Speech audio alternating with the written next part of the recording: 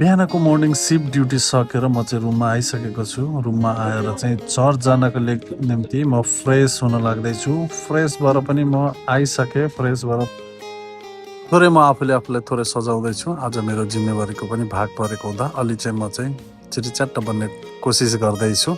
अनि हाम्रो मण्डली चाहिँ क्युएनसिएम मण्डली कतार, अनि हाम्रो चाहिँ दोहा र अल्खोरमा गरेर हाम्रो 4वटा सेवा हुँदैछ। म चाहिँ अल्खोरको दिउँसोको 2 देखि 4 सम्मको सेवामा जाँदैछु। ल म रेडी भएर पनि जानलाई तयार हुँदैछु। अब चाहिँ एकैछिनमा गाडी पनि आइसक्यो चर्चको, अनि चर्चमा पुगेर थोरै एरेन्जिङको कामहरूमा थोरै हेल्प पनि गर्दैछु। अब हाम्रो सङ्गति सुरु हुन्छ है। मैले मान्नुपर्ने आदरणीय क्युएनसिएम मण्डलीका एल्डरज्यूहरू अनि डिकनज्यूहरू, साथै क्युएनसिएम मण्डली अल्खोर भवनमा सेवा सङ्गति गरेर आउनुभएका ख्रिस्टियनप्रवृत्ति दाजुभाइ दिदीबहिनीहरूमा ख्रिस्टियन अभिवादन। जय मसीह। जय मसीह। आरामै हुनुहुन्छ? हुन्छ, आउनुहोस्।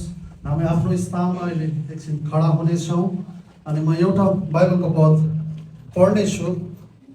अनि यूहन्ना 4:13 र 14मा यहाँ यसरी लेखेको छ, यो पानी पिउने प्रत्येक फेरि तिर्खाउने छ, तर जसले मैले दिने पानी पिउने छ त्यो कहिल्यै तिर्खाउने छैन।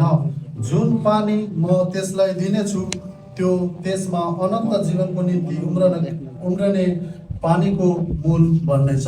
आमेन।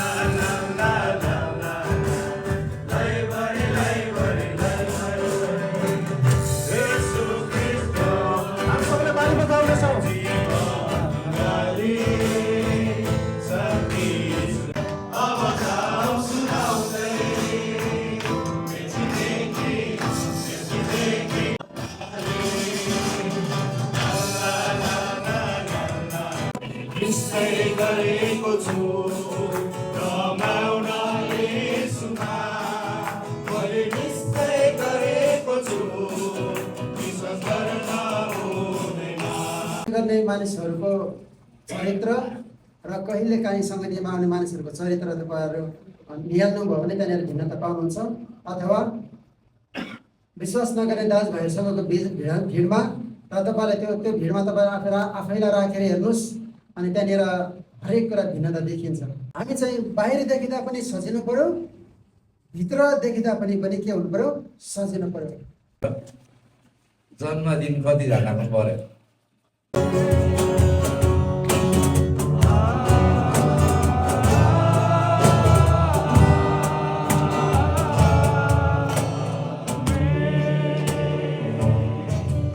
परमेश्वर पिताको प्रेम, पुत्र यीशु ख्रीष्टको अनुग्रह अनि पवित्र आत्माको सेवा अनि सङ्गति विश्वव्यापी मण्डलीमा सदा सर्वदा यसरी नभएको सबैले एकैलैमा बन्नेछौँ।